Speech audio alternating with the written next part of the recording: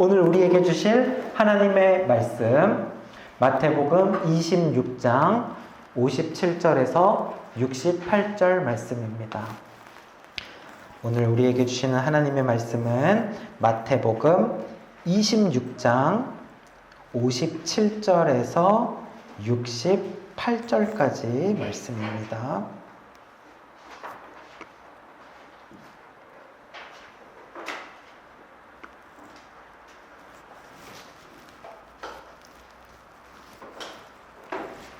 마태복음 26장 57절에서 68절까지 저와 여러분이 한 절씩 교독하시고 마지막 절은 같이 읽겠습니다. 예수를 잡은 자들이 그를 끌고 대제사장 가야바에게로 가니 거기 서기관과 장로들이 모여 있더라.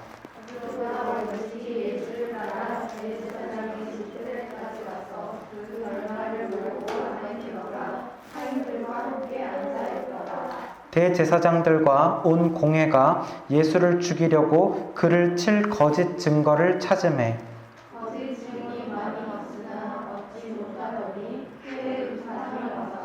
이르되 이 사람의 말이 내가 하나님의 성전을 헐고 사흘 동안에 지을 수 있다 하더라 하니 대제사장이 일어서서 예수께 묻되 아무 증거도 없느냐 이 사람들이 너를 치는 증거가 어떠하냐 하되 예수께서 침묵하시거늘 대제사장이 이르되 내가 너로 살아계신 하나님께 대해 맹세하게 하노니 내가 하나님의 아들 그리스도인지 우리에게 말하라. 예수께서 이르시되 내가 말하였느니라. 그러나 내가 너희에게 이르노니 우리 때에 이사가 성령의 우편에 앉아있는 것과 하늘 구름을 타고 오는 것을 너희가 보리라 하시니 이에 대제사장이 자기 옷을 찢으며 이르되 그가 신성 모독하는 말을 하였으니 어찌 더 증인을 요구하리요. 보라 너희가 지금 이 신성 모독하는 말을 들었도다.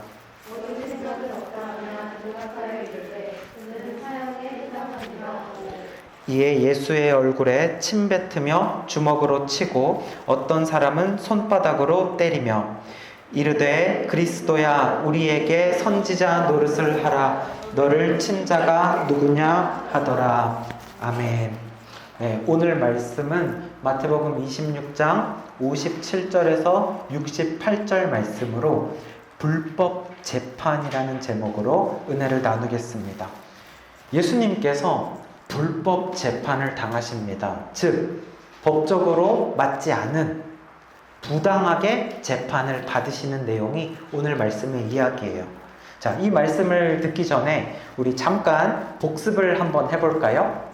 예수님께서 제자들과 함께 어딘가로 가셔서 기도를 하십니다. 어떤 산에 올라가셨죠?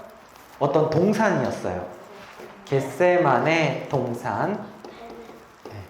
겟세마네 동산에 올라가셔서 예수님이 기도를 하십니다. 왜냐하면 예수님께 십자가의 때가 임박했다라는 것을 예수님도 아셨고 예수님은 하나님이시지만 동시에 인간이시기 때문에 괴로우셨습니다. 그래서 제자들과 함께 산에 올라가셔서 너희들도 함께 깨어 나와 함께 기도하자. 이제 힘든 순간, 어둠의 시간이 우리에게 찾아왔다고 하신 거죠. 예수님이 처음에 어떻게 기도하셨습니까? 하나님, 가능하다면 이 잔을 나에게서 거두어 주세요. 이 잔을 마시지 않고 이 구원의 문제가 해결된다면 내가 십자가를 지고 싶지 않습니다로 예수님 기도를 시작하셨지만 그 기도가 끝날 때는 그러나 나의 원대로 마시고 아버지의 원대로 하옵소서. 나의 뜻을 죽이고 아버지의 뜻을 원하는 기도로 바뀌게 되죠. 예수님께서 이렇게 기도하시는 동안에 제자들은 무엇을 했죠? 제자들도 같이 기도했나요? 잠을 잤어요. 맞아요. 제자들은 그러나 잠을 잤습니다. 그리고 나서 이제 때가 되어서 누가 찾아왔냐면 예수님의 제자 중에 배신자였던 가룟 유다가 배신을 하고 예수님을 체포하기 위해서 대제사장들과 장로들과 로마 군인들을 끌고 왔어요. 그리고 내가 입맞춤을 하는 자가 예수니까 그 자를 체포해라 라고 하죠. 그래서 가룟 유다가 예수님한테 와서 입맞춤을 하면서 랍비야, 선생님 안녕하십니까? 이렇게 가증스럽게 배신을 하자 예수님은 그러나 그런 가룟 유다에게도 친구여 너가 원래 하려고 했던 그 일을 해라 라고 말씀하시죠. 예수님은 사랑했던 제자의 배신에도 불구하고 예수님은 흥분을 하지 않는다라는 거예요.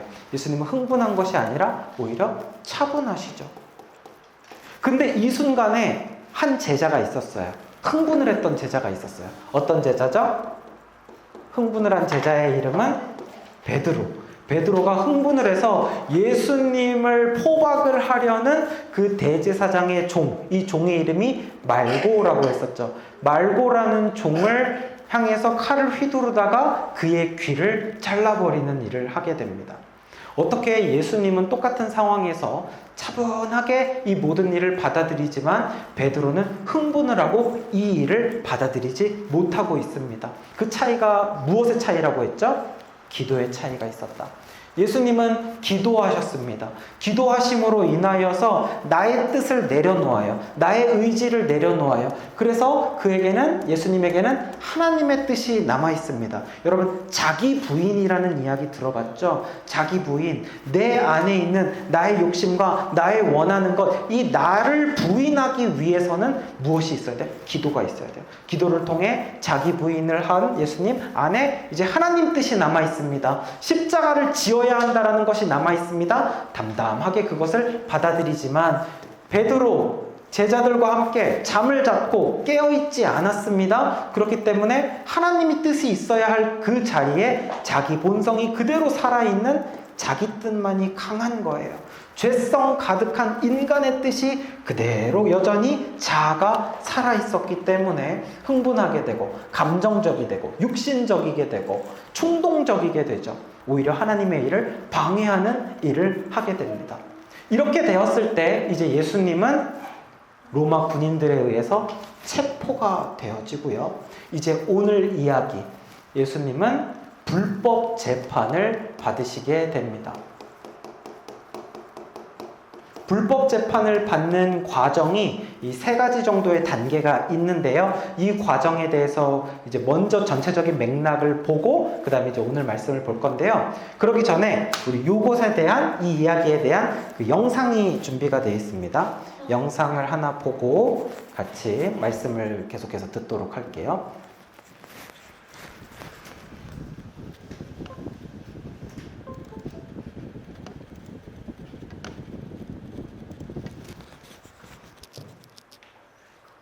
뒤에 불 좀 꺼주세요.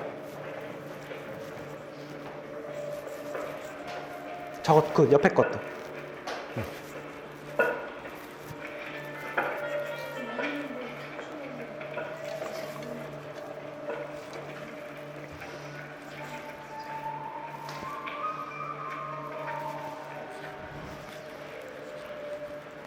증인들을 데려와라.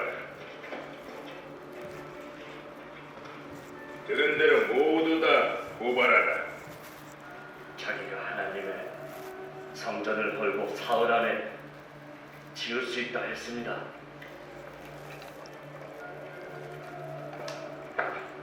너에게 명하노니 살아계신 하나님께 맹세컨대 네가 정녕 하나님의 아들 그리스도냐? 네가 말하였느냐? 내가 말하더라도 너희가 믿지 않을 것입니다. 그럼에도 내가 너희에게 이르노니 후에 인자가 권능이 우편에 앉은 것과 하늘 구름을 타고 오는 것을 너희가 보리라. 그가 신성모독하는 말을 하였으니 무슨 증인이 더 필요하겠느냐? 벌써! 너희 생각은 어떠하냐? 사형에 처할 죄입니다. 사형이라!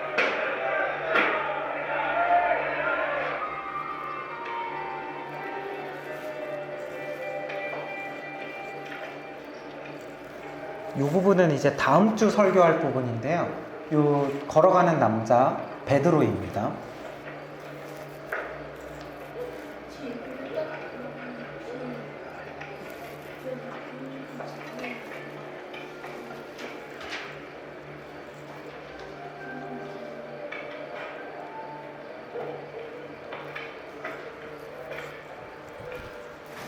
당신도 나사렛 예수와 함께 있었잖아요. 무슨 말인지 도통 모르겠어. 이 사람도 나사렛 예수와 함께 있었어요. 나는 그 사람을 알지 못하고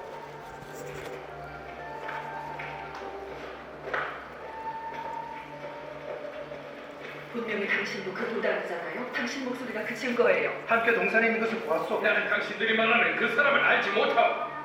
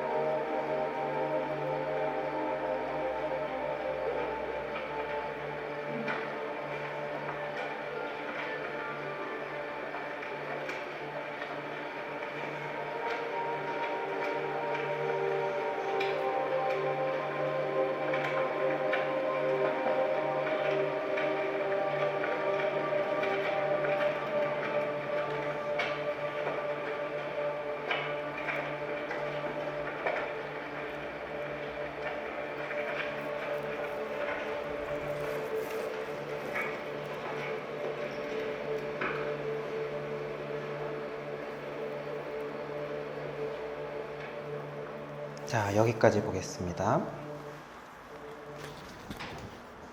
5월절이 다가오자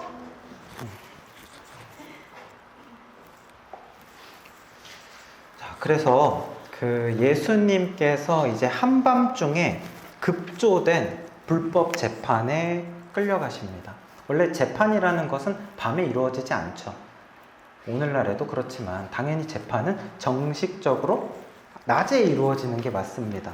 그래서 처음에 예수님이 끌려갔던 곳은 아까 영상에서 본 것처럼 가야바의 집에 끌려가게 됩니다.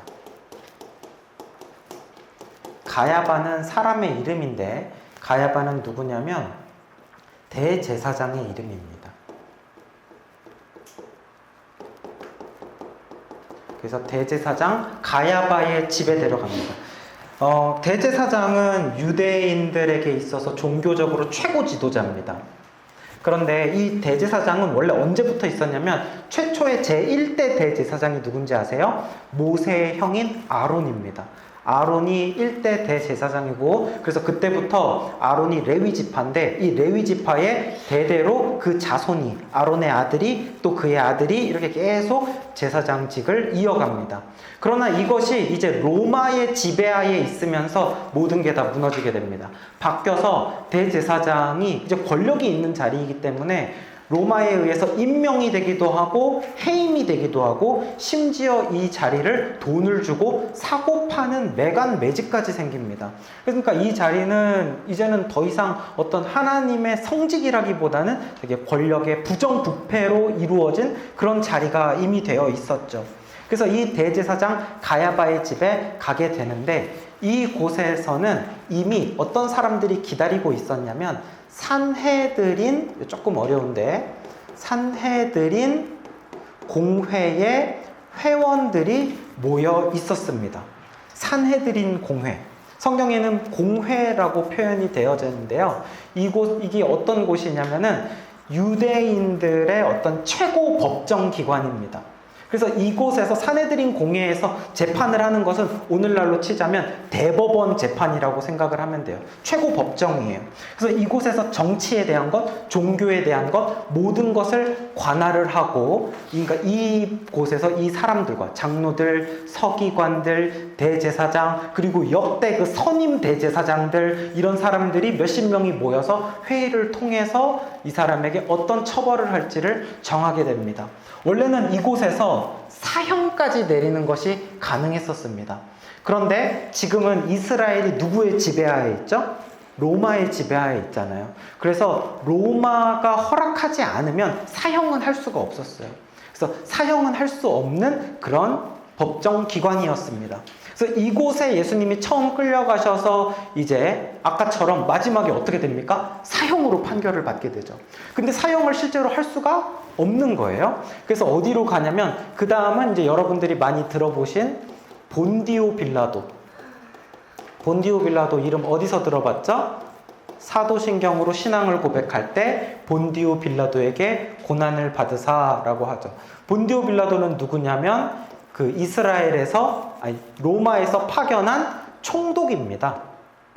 로마인이죠. 로마에서 여러 나라들을 정복하고 다스리는 가운데 이스라엘을 관리할 수 있도록 로마에서 파견한 총독이기 때문에 이 사람에 의해서 사형을 이제 시킬 수가 있는 거예요. 근데 본디오 빌라도한테 보냈는데 이 사람이 보니까 뭐 사형시킬 만한 죄가 없거든요. 왜냐면 로마는 종교의 자유가 있기 때문에 자기가 하나님의 아들이라고 하는들 그 종교의 자유니까 사형시킬 만한 이유가 없단 말이에요. 그래서 본디오 빌라도가 어떻게 해야 될지를 몰라서 어디로 또 보내냐면 헤롯에게 보냅니다.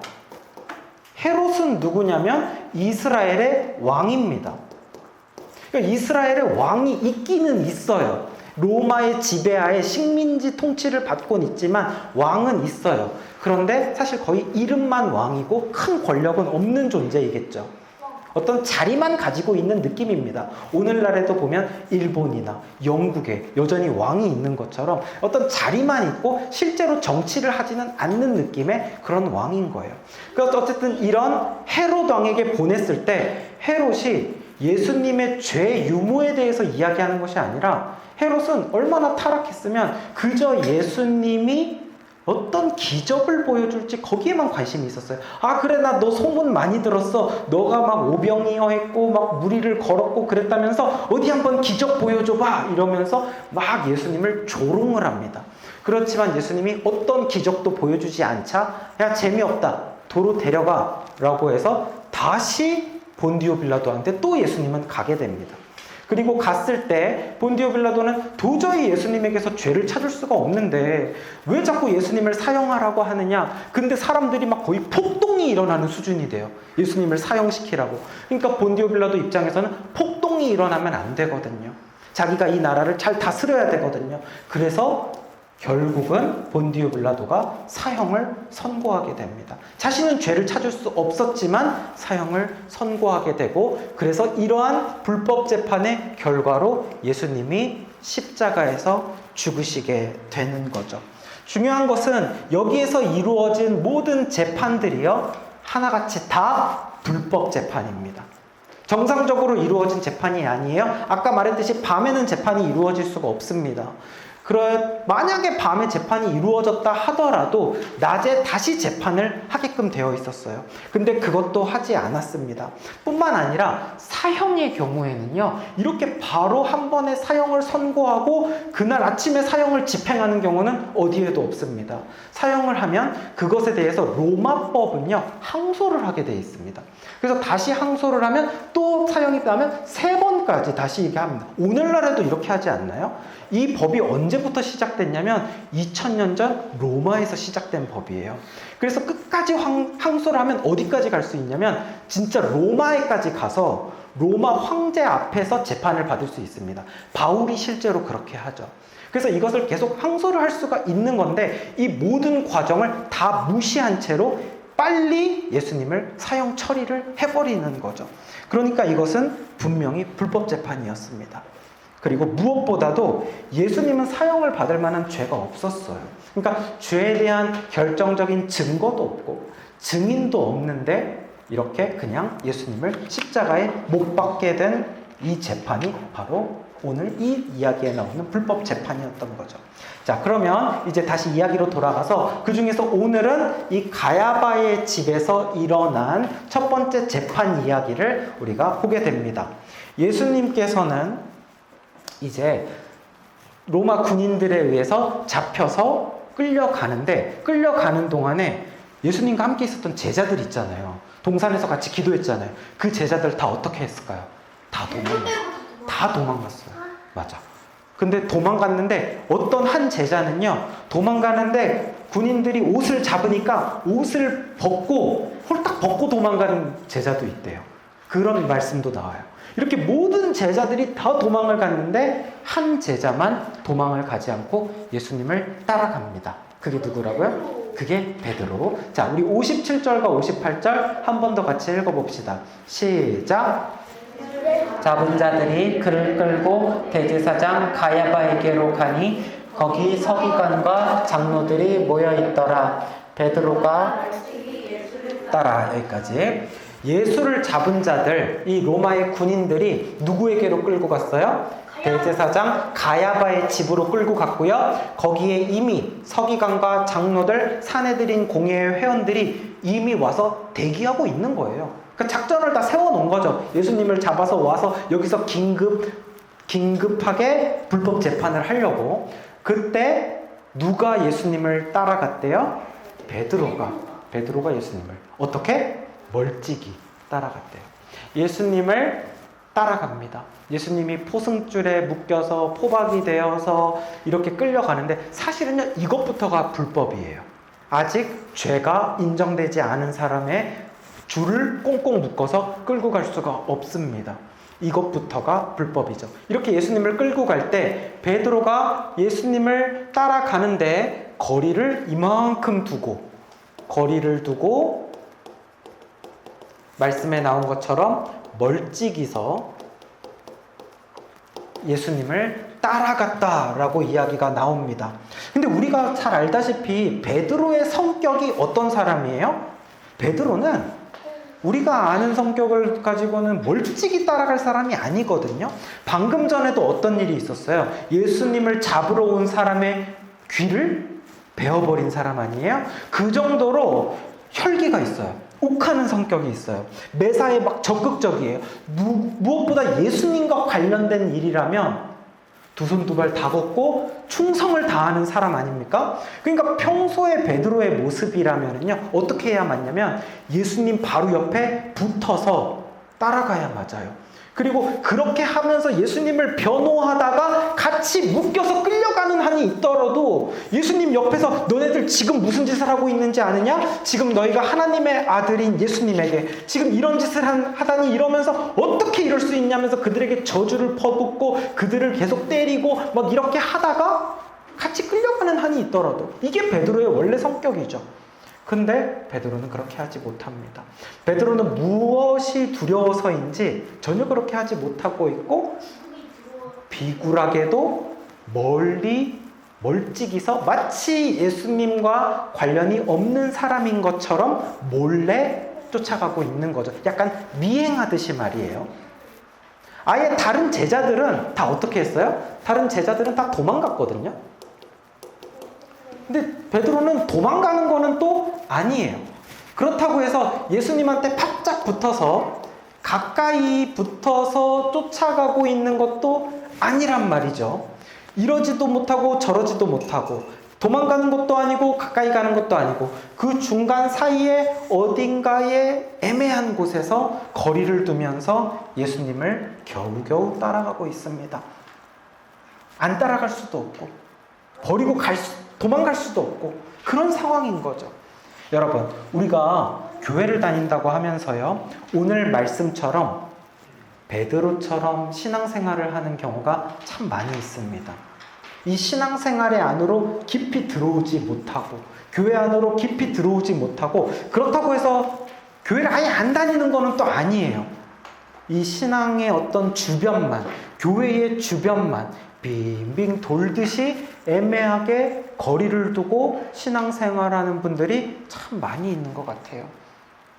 신앙생활을 하면서 차든지 뜨겁든지 해야 되는데 이것도 아니고 저것도 아니고 미지근하게 신앙생활하는 거예요.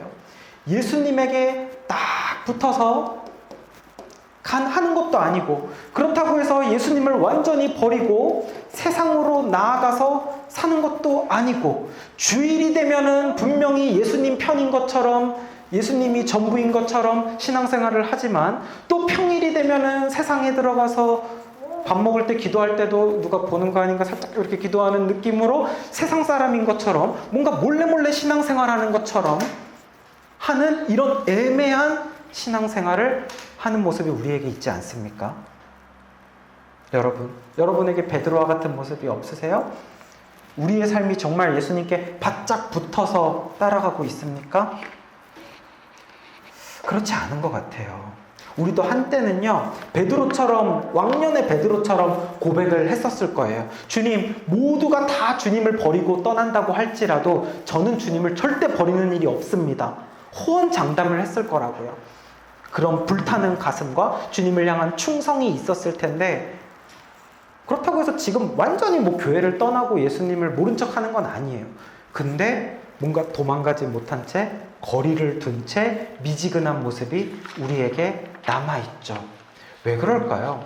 왜 우리는 언젠가부터 그렇게 신앙생활을 합니까? 거리를 적당히 두고 떨어져서 갑니까?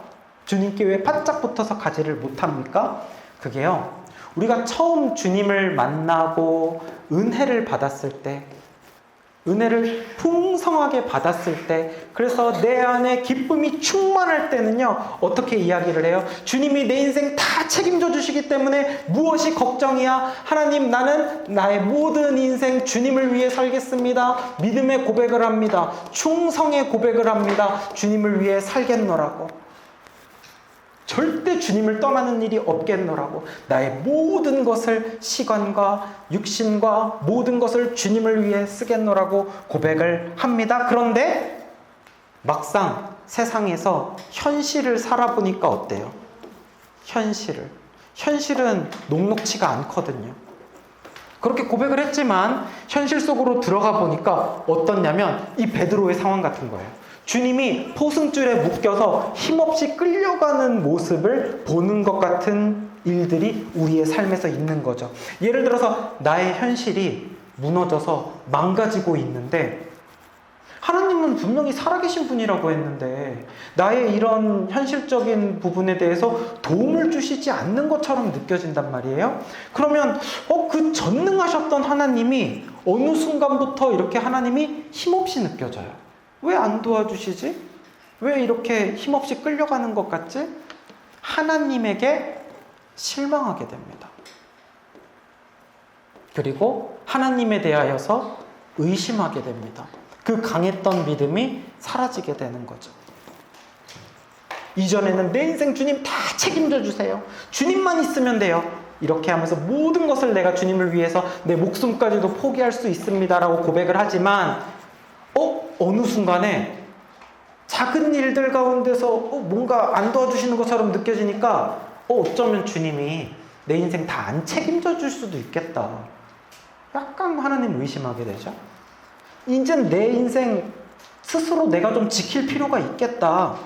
너무 예수님만 붙고 너무 예수님 붙어가지고 믿고 가까이 딱 붙었다가는 나도 같이 죽겠다. 나도 같이 망하겠다. 이런 생각이 들기 때문에 이 마음이 처음과는 다르게 변질이 되는 거예요. 즉, 이 마음 안에 두 가지 마음이 이제 생기는 겁니다.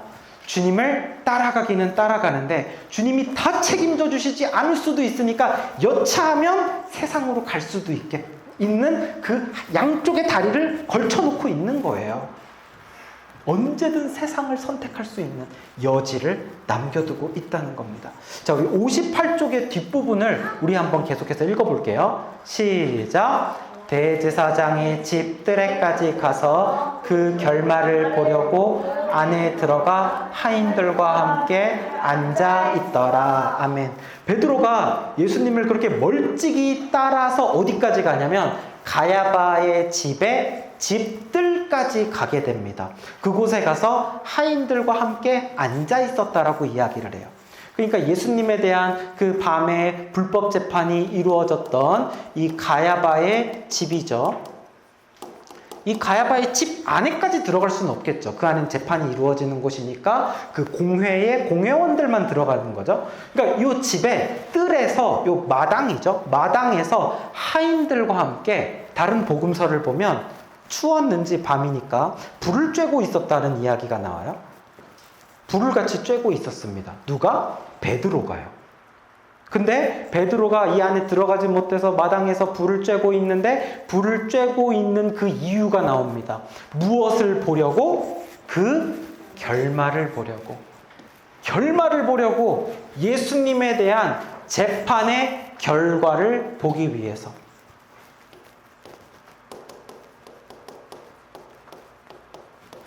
재판 결과를 보기 위해서 이곳에서 자기도 그냥 하인들 중에 한 명인 척하고 슬쩍 껴서 기다리고 있는 겁니다.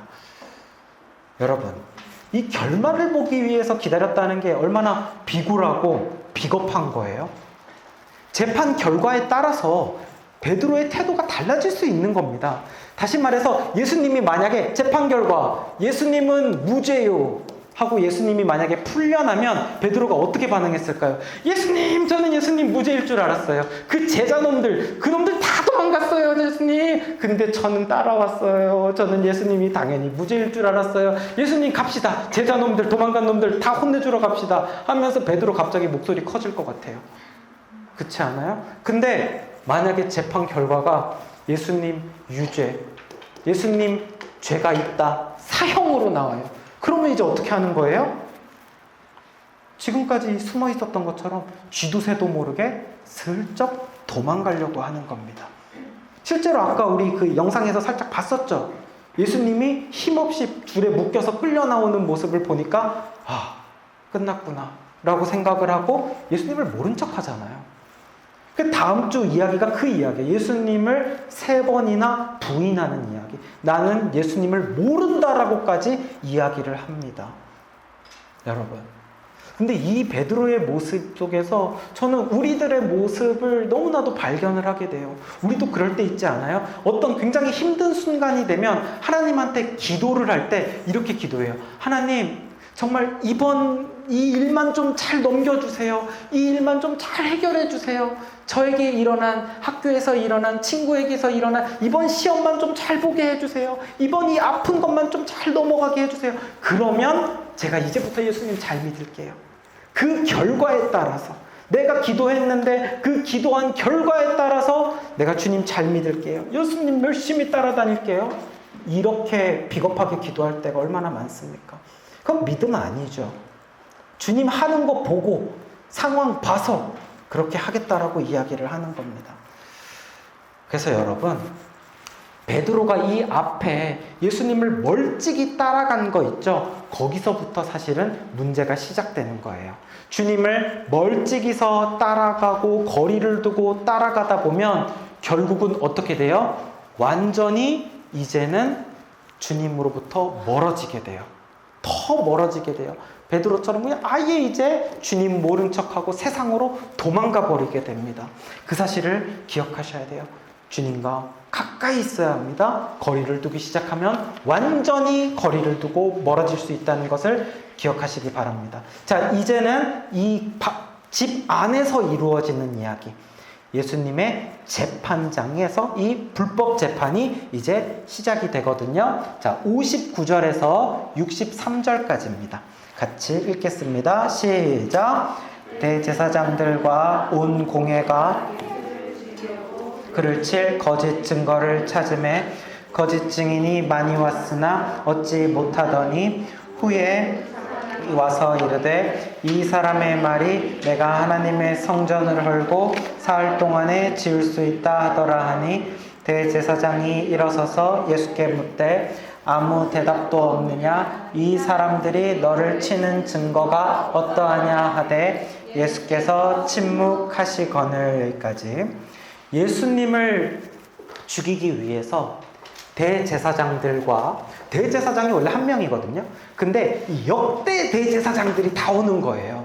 역대. 그래서 그 가야바 말고 가야바의 장인 안나스 막 이런 사람들이 옵니다. 그래서 온 공회가 바로 산헤드린 공회죠.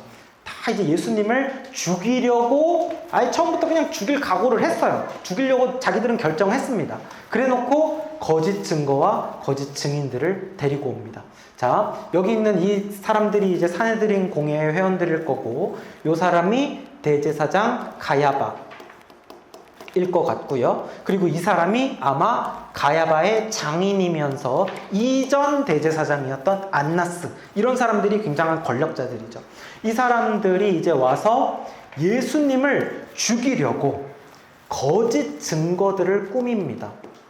실제로 예수님이 하지도 않았던 것들, 그리고 거짓 증인들을 데리고 와서 예수님을 계속해서 공격을 합니다. 그런데 그런 것 중에는 어떤 것도 실제로 예수님을 죽일 만한 증거가 되지 못해요. 왜냐하면 예수님은 실제로 잘못한 게 아니니까요. 이렇게 억지 트집을 잡기 시작하면서 뭔가 그 속에서 예수님의 반응을 보려는 거예요. 예수님을 떠보는 겁니다. 그래서 예수님이 뭐 하나 말하면 고 잘 걸렸다 이러면서 억지로 그 대답으로 꼬투리를 잡고 물어뜯을 준비를 지금 하는 것이죠. 이렇게 계속해서 예수님을 공격을 하지만 예수님은 어떻게 하냐면 그 모든 것들에 대하여서 예수님이 무엇을 했다라고 이야기를 해요? 침묵을 합니다. 그 모든 것들에 대하여서 예수님은 침묵을 하세요.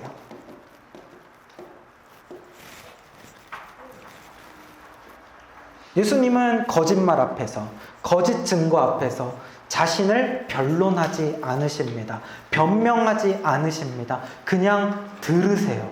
그냥 참으시고 아무 말씀도 하지 않는 것을 우리가 보게 됩니다. 근데요, 예수님이 입을 여시는 순간이 있어요.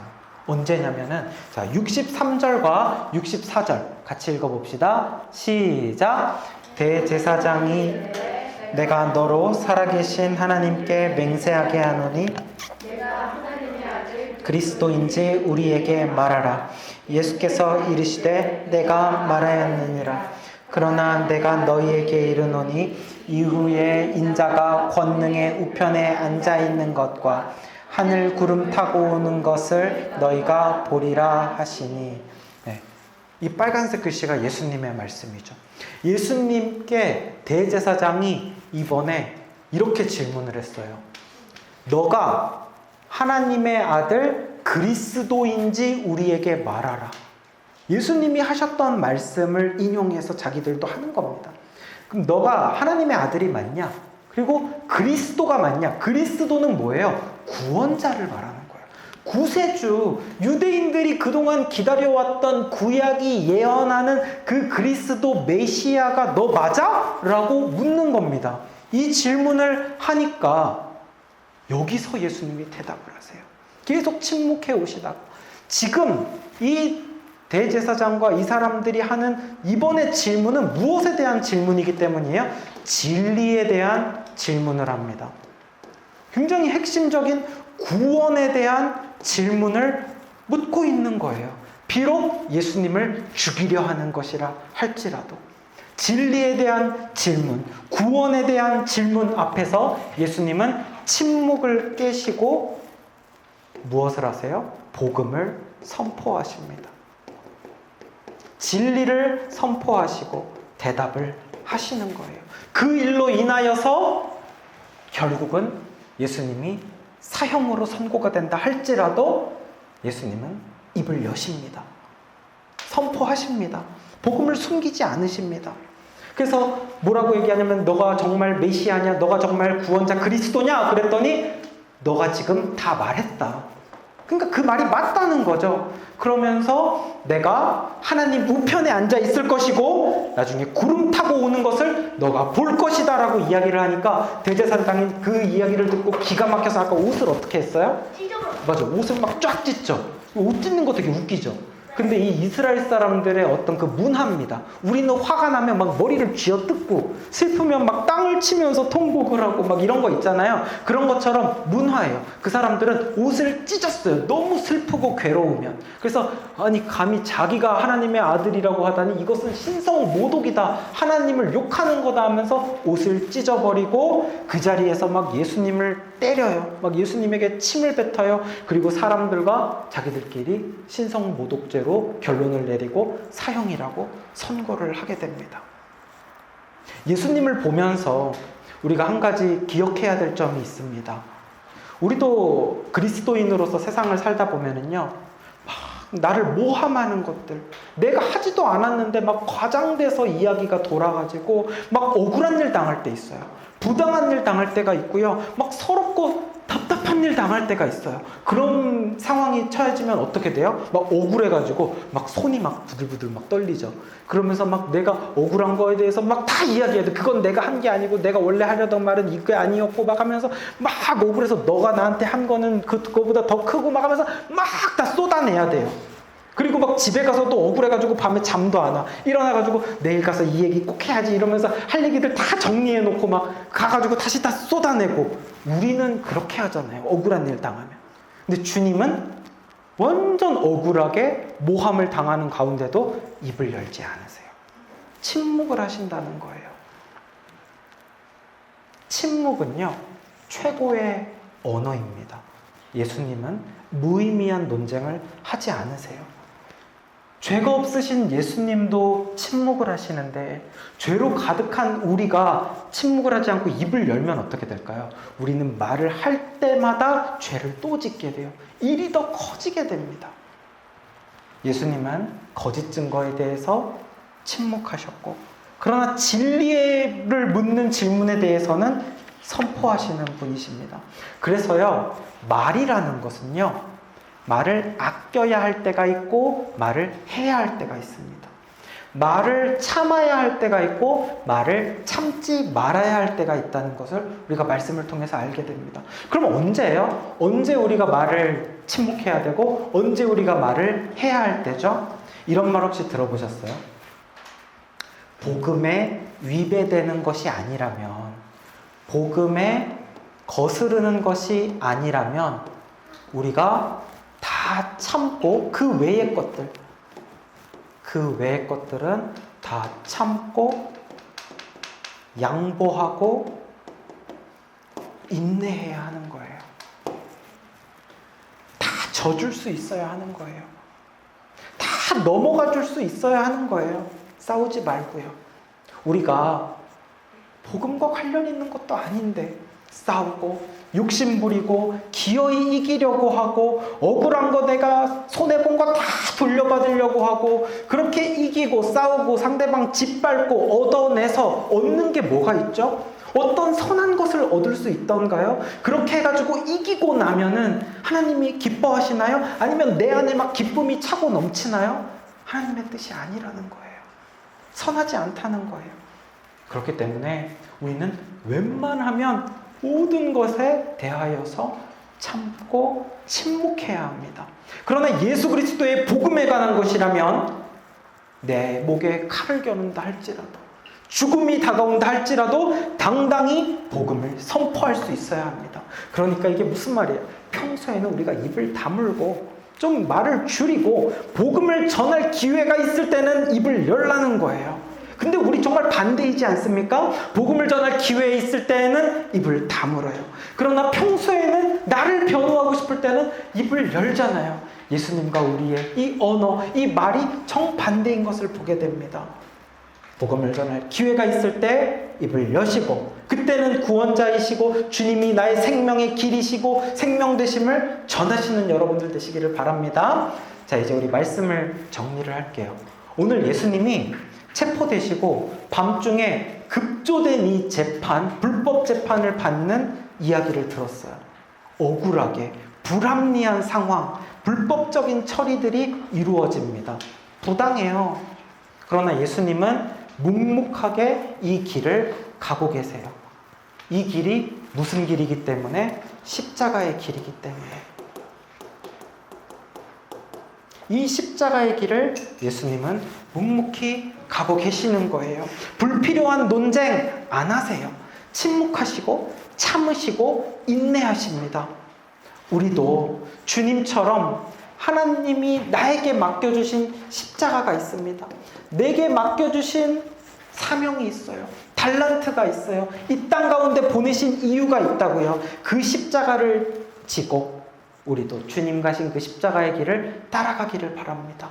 베드로처럼 멀찍이 몰래 세상과 양쪽에 양다리 걸치고 따라가는 것이 아니라 주님께 딱 붙어서 따라가는 여러분들 되시기 바랍니다. 주님께 가까이 있을 때 어려움 가운데서도 도망가지 않습니다.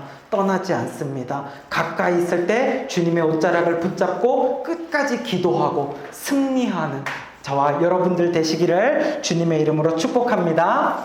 이 시간에 우리 말씀 기억하면서 같이 찬양 부르고 기도하도록 하겠습니다.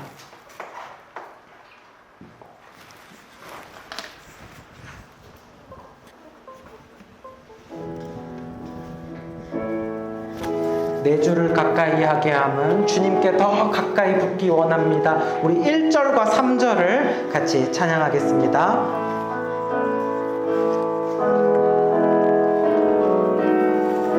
내 주를 가까이 내 주를 가까이 하게 함은 십자가 짐 같은 십자가 짐 같은 고생이나 내 일생 소원 내 일생 소원은 늘 찬송하 주께 더 나가기 주께 더 나가기 원합니다. 천성에 가는 길 천성에 가는 길 험하여도 생명길 됩니다. 생명길 되나니 은혜로다. 천사 날 부르니 천사 날 부르니 늘 찬송하면서 주께 더 나가기 원합니다. 숨질 때 되도록 숨질 때 되도록 늘 찬송하 주께 더 나가기 주께 더 나가기 원합니다. 여러분, 예수님은 억울한 상황 가운데 처해 있으시지만 그것이 하나님의 뜻이기 때문에 묵묵히 십자가의 길을 가시고요, 불필요한 논쟁을 안 하십니다. 여러분, 우리가 얼마나 많은 곳들 가운데서 하나님의 뜻과 무관하게 나의 육신의 정욕을 위하여서 나의 욕심과 나의 자아가 살아있어서 불필요한 논쟁을 하면서 싸우면서 죄를 지을 때가 얼마나 많습니까? 그로 인하여서 오히려 하나님 영광 가질 때가 우리가 얼마나 많은지 몰라요. 우리가 십자가의 길을 따라갈 때 침묵하고 인내하고 참고 주님을 닮은 모습으로 견뎌낼 때 우리가 주님처럼 나에게 맡기신 십자가 지면서 나를 보내신 그곳에서, 그 가정에서, 그 일터에서 십자가의 길을 따라가는 승리의 길을 가는 우리 모두가 되기를 바랍니다. 이 시간 우리 함께 기도할 때 주여 아버지, 내가 베드로처럼 멀찍이 따라가는 것이 아니라 주님께 가까이 붙어서 따라가겠습니다. 주여 나에게 맡기신 십자가 지고 그 길이 힘든 길이라 할지라도 주님 품에 안기는 그날까지 주여 아버지, 내가 이 십자가 지고 가겠나이다. 우리 주여 한번 부르고 같이 기도하겠습니다. 주여,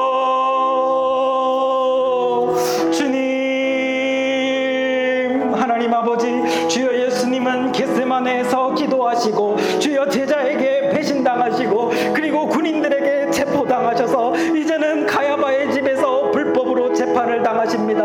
주여 아버지, 그 과정 가운데서 너무나도 이 모든 것들이 불합리하고 모든 것들이 불법적으로 처리되어지고 주여 모함을 당하고 억울한 일을 당하고 부당한 일을 당하지만 주여 아버지, 주님은 침묵하세요. 주여 아버지, 주님은 불필요한 논쟁을 하지 않으세요. 왜냐하면 그것이 하나님의 뜻이기 때문입니다. 주여 십자가의 길을 가시기 위하여서, 하나님의 뜻을 이루기 위하여서, 그 구원의 길과 생명의 길을 이루기 위하여서 침묵하시고 인내하시고 참으시고 견디시는 그 주님을 본받기를 원합니다. 우리도 주님께서 나에게 맡기신 십자가를 질 때 주여 하나님의 영광을 위하여 인내하고 참을 수 있게 하여 주시옵소서.